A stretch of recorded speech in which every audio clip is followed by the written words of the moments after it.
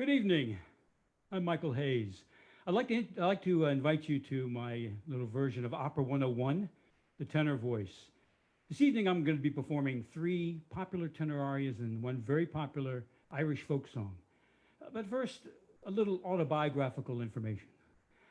For about 30 years, I was privileged to sing on some of opera and musical theater's greatest stages around the world. But about 6 years ago, I came to two realizations. First was, as I got older, the tenors got younger. And two, well, nobody really wanted to see a 60-year-old Rodolfo wooing a 20-year-old Mimi. So now, since I began my career as a starving artist, I didn't want to end it the same way. So now I do musical concerts at the restaurants, at assisted living centers, at libraries, and other venues, using musical tracks and a sound system, which is similar to what you'll hear this evening. It's like many other performing artists, I have been relegated to singing from my living room. So here we go. The first aria that I'd like to sing is probably one of the most popular arias of all time, La Donna Mobile, from Giuseppe Verdi's Rigoletto. Now, the composer knew exactly that if this was going to be a very popular aria. As a matter of fact, he didn't allow his premier tenor, Raffaele Merate, to sing or even hum the tune until the final dress rehearsal, thinking that it would get out and people would be singing it before the premiere. Well, his prediction came true because the day after opening night, everybody in town was humming, singing, and whistling La Donna Mobile. The character that sings the aria is the Duke of Mantua, who is a vengeful, egotistical, womanizing tyrant who rules over his subjects with no compassion or empathy. As a matter of fact, his womanizing has brought a curse upon the court by a vengeful father. Rigoletto, who is the Duke's hunchback court jester, has a beautiful daughter named Gilda. Now, Gilda has been told by the Duke, actually the Duke has seduced her into believing that he's truly in love with her. Rigoletto, knowing the Duke well, tries to convince his daughter that he really can love nobody. His daughter's not having it, so he brings her to an inn where he's set up the Duke with Maddalena. Maddalena is the beautiful sister of Sparafucile, who is actually a paid assassin that Rigoletto has hired to kill the Duke. So the Duke calls for Maddalena. This is in the third act. The Duke calls for Maddalena, and as he's waiting for Maddalena, he sings this aria, La Donna Mobile. This is the translation. Women are fickle. Like a feather in the wind, she changes her words and her thoughts. Always a lovable, lovely face. Weeping or laughing, she is lying. Second verse. Always miserable is he who confides in her, who entrusts recklessly his heart.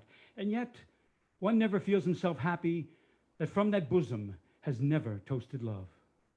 La Donna Mobile. Now, the opera ends very tragically, but I'm not going to give away the ending for those of you that don't know it. But you should do some research. As a matter of fact, go to your local library. They have the best resources to do your research there. La Donna Mobile from Rigoletto.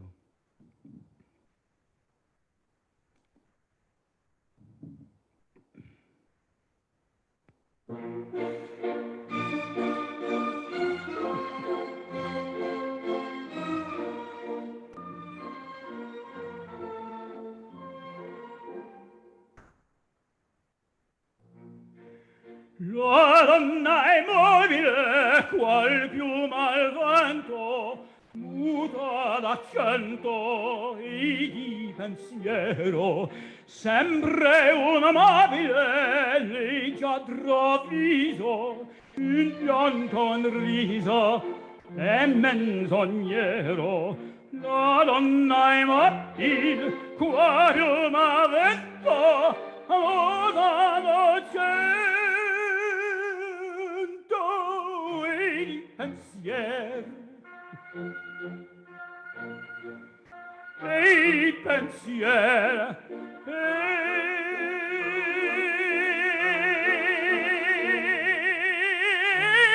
e pensier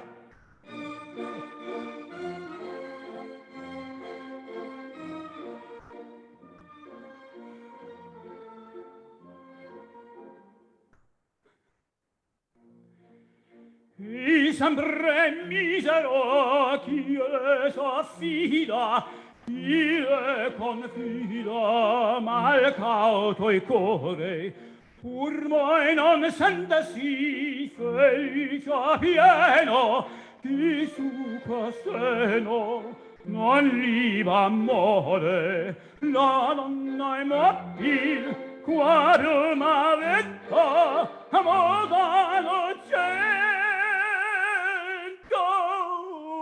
e di pensier, e di pensier,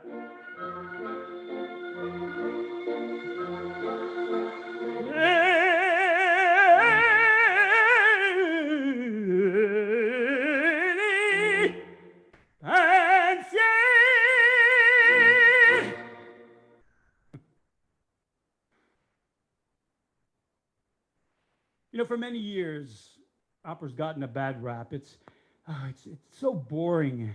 It's in some other language. I'll never know what's going on. It's so long. On TV, they always portray patrons of the opera as the elite, the rich, just going there to be seen. There's no possible way they could ever be enjoying themselves. Well, I can't tell you how many times I had people come backstage and talk to me after seeing their first opera and were totally surprised on how exciting it was, how much they enjoyed it. Opera is the culmination of all the art forms. You have the set design, painted backdrops. You have beautiful costumes. You have singing. You have acting. You have choral music. You have orchestra selections. And many operas have ballets or even dance sections to them. And today, in most opera companies, when you go to the opera, they have the super titles right above the stage, giving you the translation, so you always know what's going on. And the plots can be as, well, it can be as intricate as, well, you know, an HBO miniseries. Tosca by Puccini is a great example of this. You have lust, murder, intrigue, an escaped fugitive, jealousy, torture, rape, execution, suicide, pomp, and circumstance. But above everything else, it's a love story between Floria Tosca, a beautiful, beautiful singer, and Mario Cavaradossi, a painter. Now, the chief of the head of the secret police, Scarpia, has the hots for Tosca, but Mario stands in his way. Well, you know, actually, that's not really true. Tosca is one of opera's strongest female characters, and even if it wasn't for Mario, I don't think she would go with Scarpia willingly. Now, at the beginning, you see Mario in a church painting a mural of the Virgin Mary. And he hears the noises, and he sees a fugitive, a political prisoner on the run. And he recognizes him as his friend, Angelotti. So he gives him his key and tells him to go hide out in his villa. Well, Scarpia finds out about this and pulls Mario in for questioning. Questioning turns into torturing to find out where he's hid his friend. Tosca rushes in, and she hears the torturous screams of Mario, and she blurts out where he's hidden Angelotti, and then begs Mario to forgive her. Well, Scarpia sends Mario off to be shot at dawn. Tosca pleads with him to let him go. And, well, Scarpia relents, but only if she'll give herself to him. Tosca agrees, and as Scarpia is filling out the order of freedom, he secretly tells his henchmen to go ahead with the execution. When the two of them are alone, Tosca grabs a knife off a dinner plate and stabs Scarpia to death. She then grabs the order and runs out of the room thinking that her and Mario are going to be freed. That all happens in 2 action-packed acts. The top of the third act finds Mario in the courtyard of the prison. He's about to be executed as dawn approaches. And now I'd like to sing the aria from the third act, E lucevan stelle, and the stars were shining. As Mario stands there and he looks up at the stars, it reminds him of a time in the not too distant past, just a couple of nights ago, where the two of them made love under those very stars. Translation. And the stars were shining, and the earth was fragrant. The garden gate creaked, and a footstep grazed the sand. She entered, fragrant, and fell into my arms. Oh, sweet kisses, oh, languid caresses, while I, trembling, removed the veils from her lovely body. Has vanished forever, my dream of love. The hour is gone, and I die in despair, and never have I loved life so much. Again, this opera ends in tragedy, so please look it up. E lucevan le stelle from Tosca.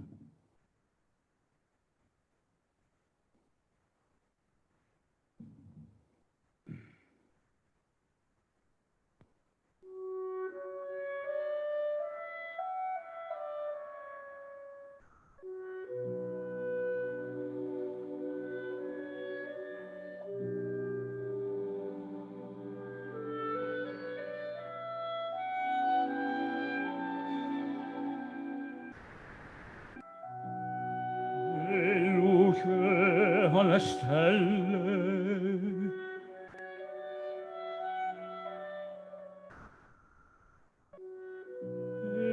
allezzava la terra fine all'uscio dell'orto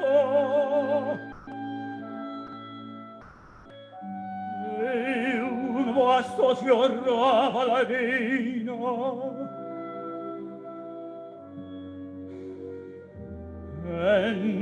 Entrava il fragrante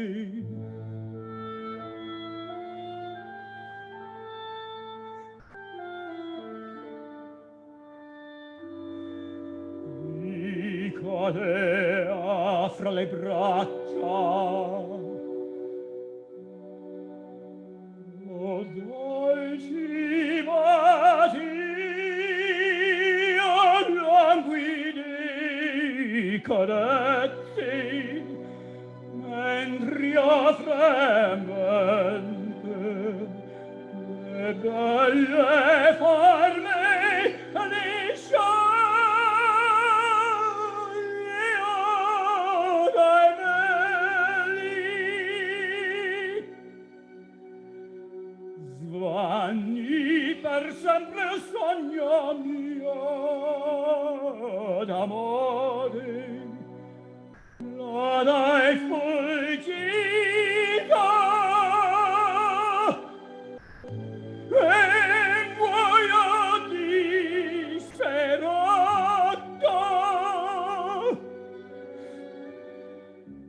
e muoio disperato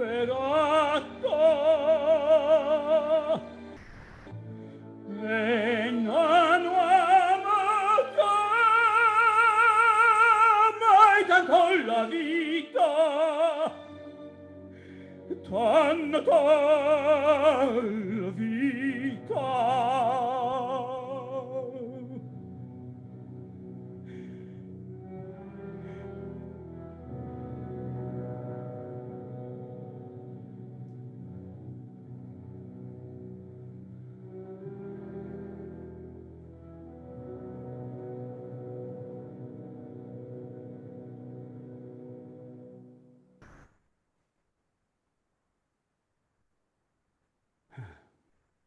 You know, there are a lot of different tenor voice types.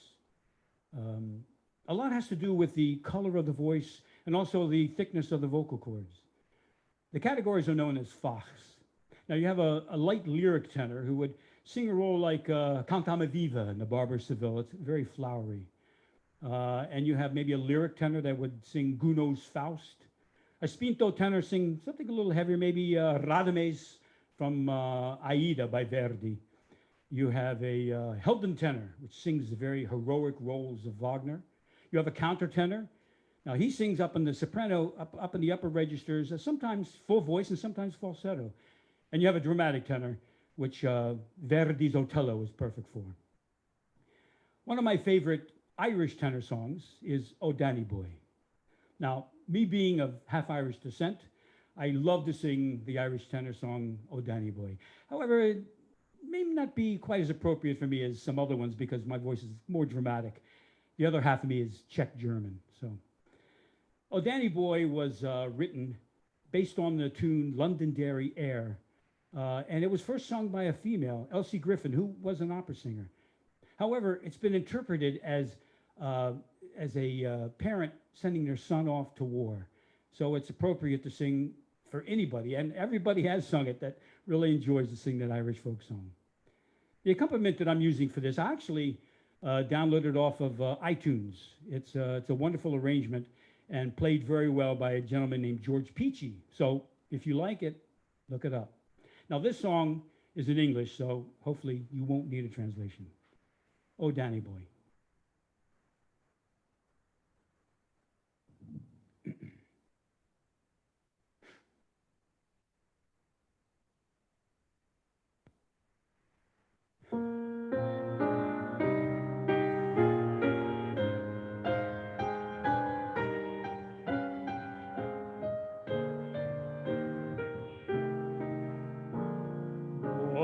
Danny boy, the pipes are calling from glen to glen and down the mountainside. The summer's gone and all the roses falling. It's you must go and I must bide. But come ye back when summer's in the meadow, or when the valley's hushed and white with snow. It shall be sunshine or in shadow. Oh, Danny boy, I love you so.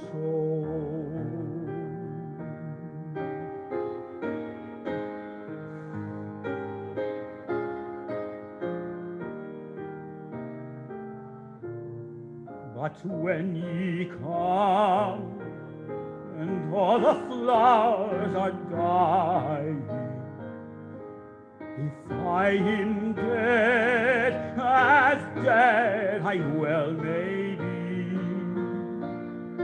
you'll come and find the place where I am lying,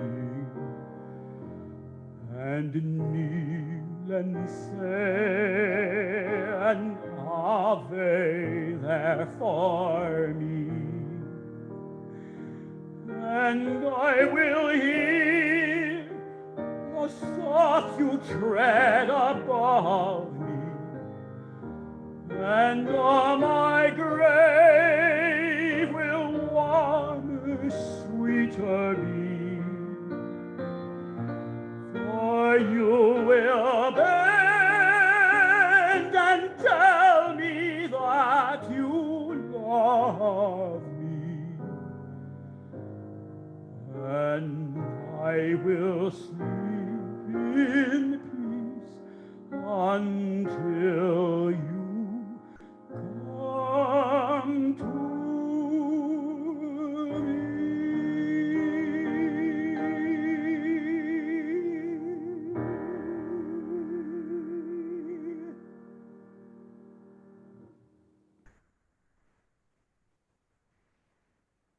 For my last selection this evening, I would like to present an example of verismo opera, meaning realism.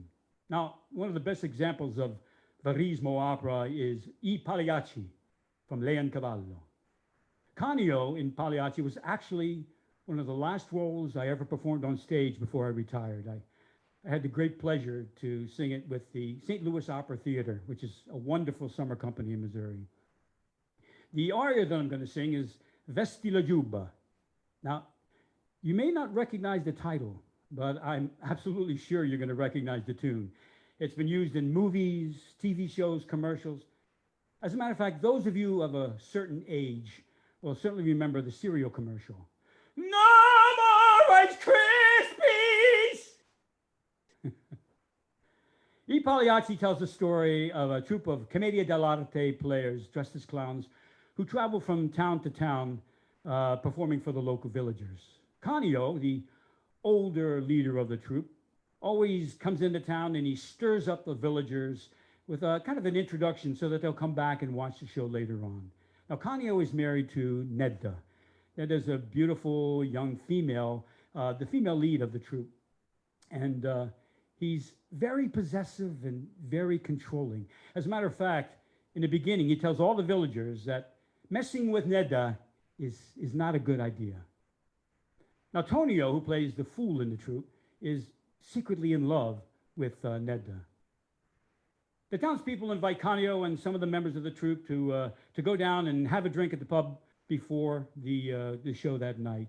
And Tonio decides he's just to stay around, take care of the animals, and help set up for the show. And he also sees his chance to confess his undying love to Nedda. Well, Nedda spurns his attempts, and she laughs at the torturous Tonio. As a matter of fact, Tonio then swears that he's going to get even. Nedda has a secret of her own. She's in love with a local townsman named Silvio, he's more age-appropriate than Canio. As they're setting up for the play within the play, Silvio appears and begs Nedda to run away with him after the show. Tonio spies the two lovers confessing their undying love, and he sees his chance to get even. He rushes into town and tells Canio about his wife's infidelity. Canio comes rushing back, finds the two lovers in the heat of the moment. Silvio flees. Canio chases after him, but he's just not fast enough for the younger Silvio.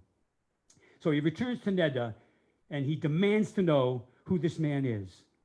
At the same time, the drum beat starts, showing that the play is about to begin.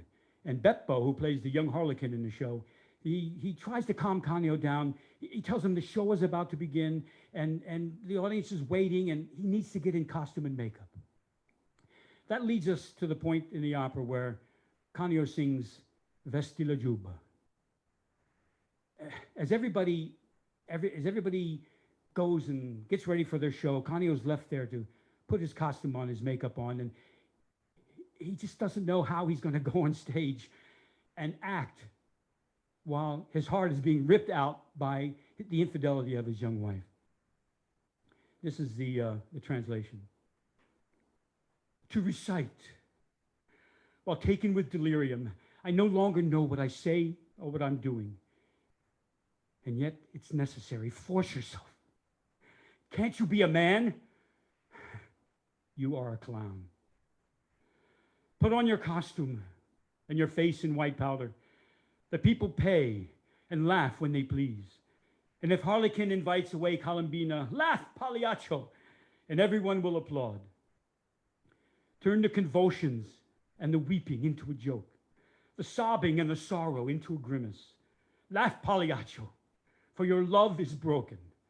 Laugh at the pain that poisons your heart.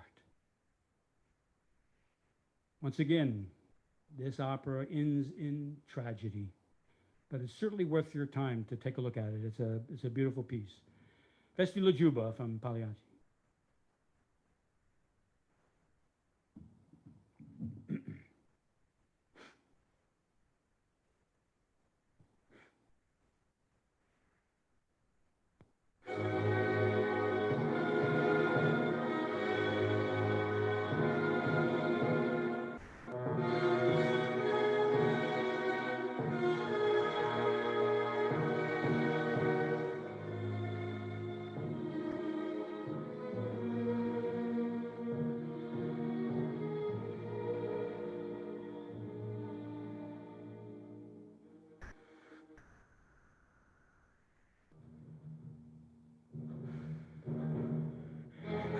Recitar mentre preso il delirio, non so più quel che dico e quel che faccio, e porre dopo sfossati, ma senza farsi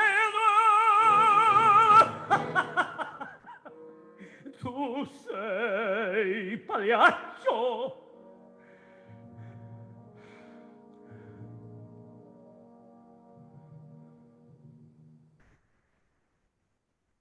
Vesti la giubba e la faccia in farina.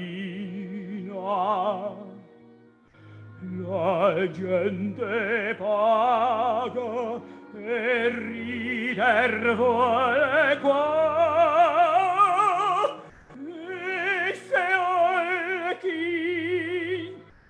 in avola colombina ridi pagliaccio e ognuno applaudirà. Tramuta in luazzi lo spasmo e il pianto, in una smorfia il singhiozzo e il dolore. Ridi pagliaccio sotto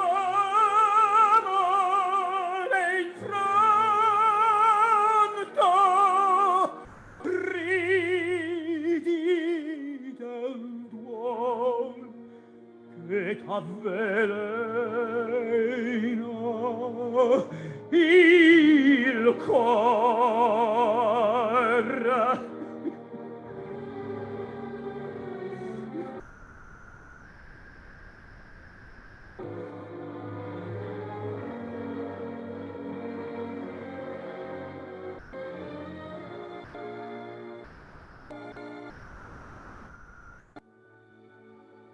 I want to thank you for joining me this evening.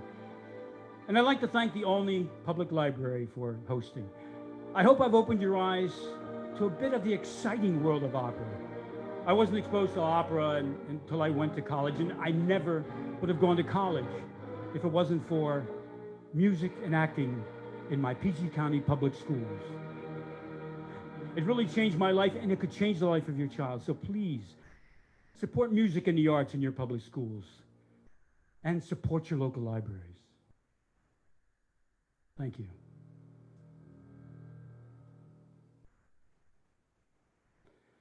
And now we have some time. I believe I was going to answer some of the questions that you might have for me. Let me just get into my chat mode here. Okay, let's see here. Question from Michael. Oh, I get this all the time. What is your favorite role and why? All right, well, my daughters, I have two daughters, and they're always asking me, who is your favorite? Is it me or is it my sister? Is it me or my sister? You know, I tell them, how can I say one? I love you both the same. And it's almost like that with the opera roles. I mean, there's so many reasons for liking each role. I mean, there's, you know, the role I've done the most is Don Jose and Carmen. I really love that role because I was talking about the different categories. Well, Don Jose is like 4 category tenors in one role. In the first act, it's kind of a light lyric. In the second act, you're lyric. Third act, you're spinto. And by the time you get to fourth act, you're singing dramatic. So Carmen is probably one of the favorites, but I love Tosca. Pagliacci. I mean, it's difficult to answer. You know, I love many of them for many different reasons, but those are probably my favorites. Okay. Do you remember where you appeared in Opera North and Tenor? I do. And swimming in the lake before the performance. Special question from Sony Dorothy. Okay. Yeah, I remember singing I sang with Opera North a few times. I did Turandot with them. So it's another wonderful summer opera company. Please comment on the amount of travel singers must do. Well, now that's, you know, of course, not today. They don't travel at all. You know? We're singing from our living room. But the amount of travel is quite extensive because basically when people ask me, well, you know, who do you sing with? Opera singers are independent contractors.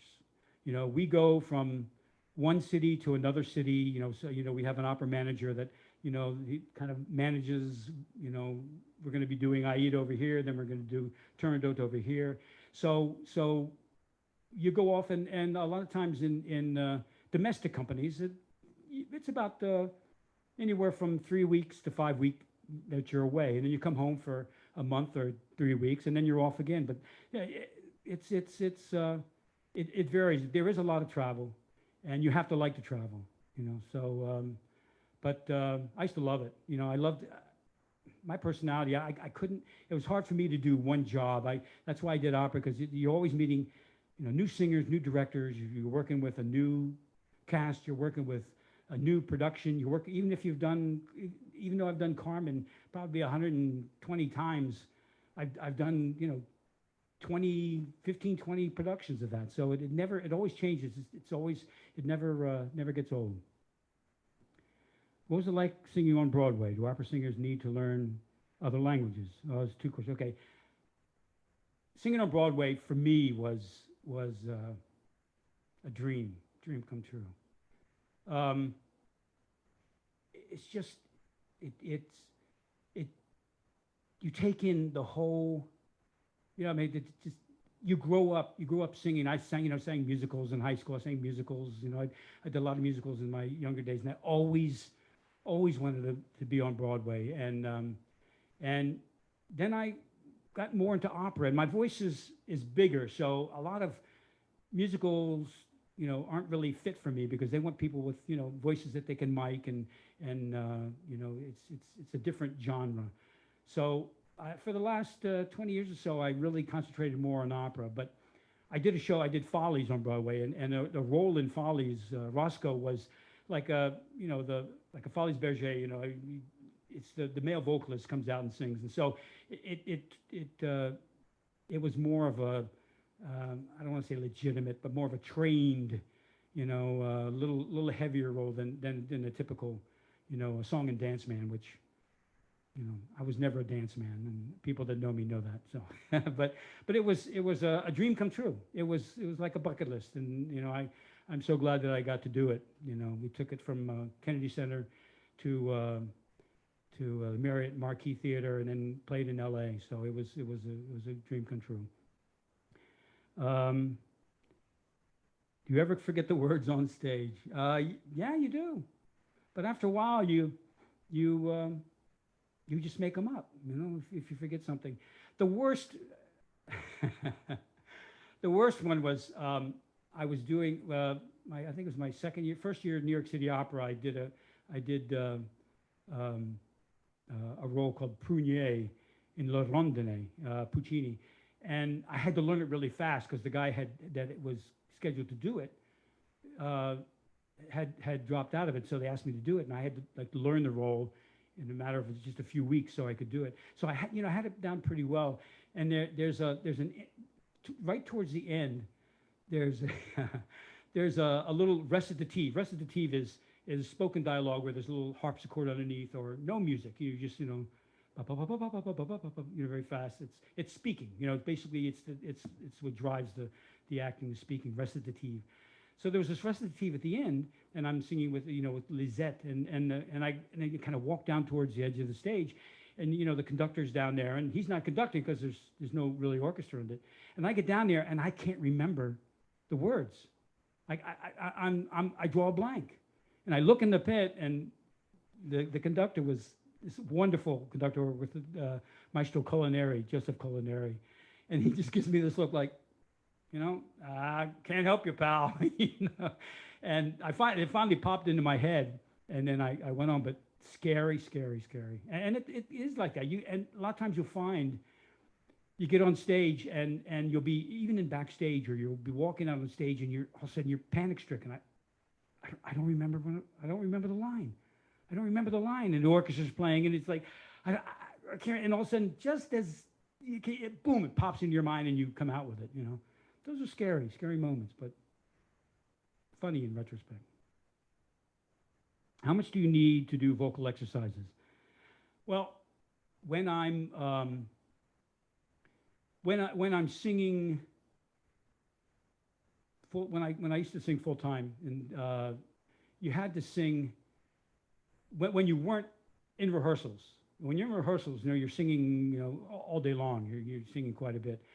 But when you're at home and you're practicing or something, you have to sing at least 2, 3, 4 hours, learning the piece and getting the muscle is like, it's muscle memory. It's like anything else, Placido Domingo had a great saying. He goes, "You rest, you rust," and that's basically it.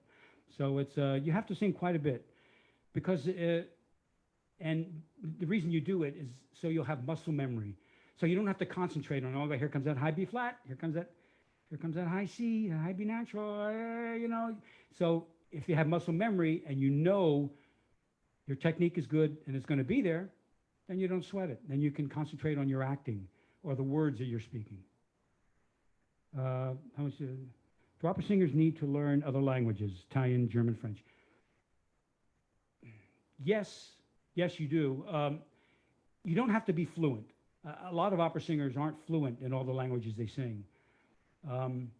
But you have to know the diction. You have to know how to properly sing, because singing diction, especially in French, is different than speaking diction. So you have to know the diction more than have to be fluent.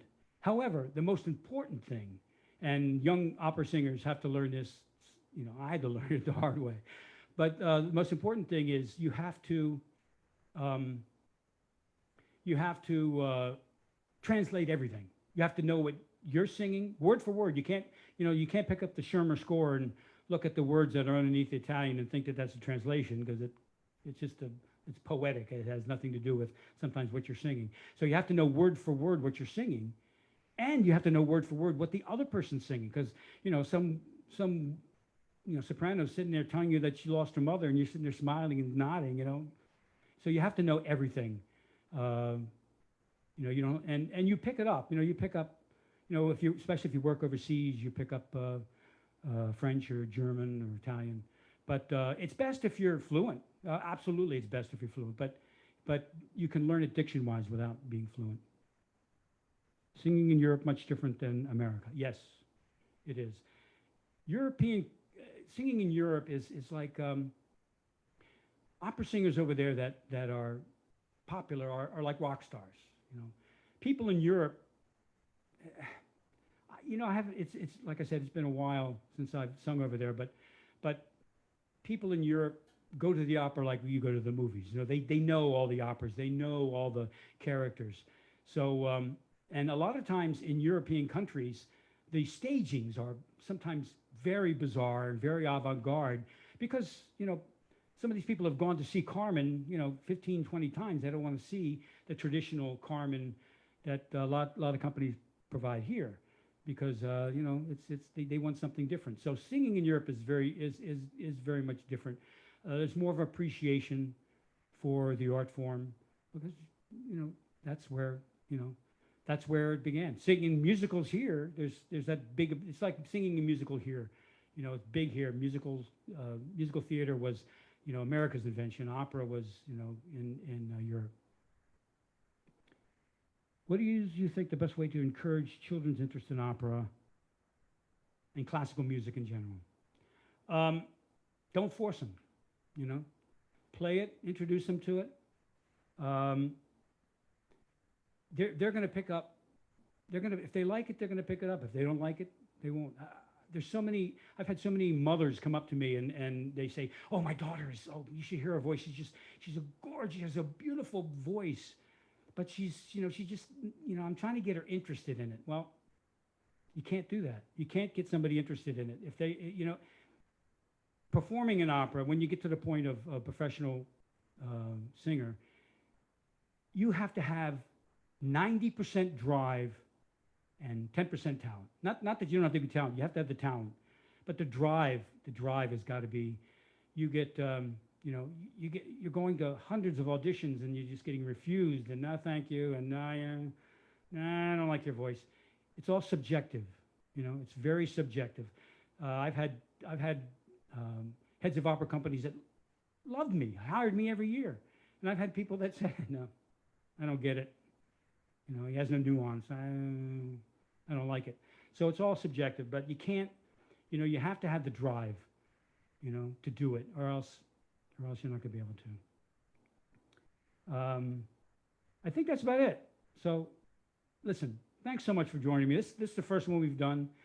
First time I'm singing from my living room, and I had to finagle my sound system through and all this stuff. But I appreciate you tuning in, and if you're interested, you can check out my website if you want to send me a message or something. If you're interested in a voice lesson, or if you're interested in master classes, or if you're just interested in contacting me, that's fine.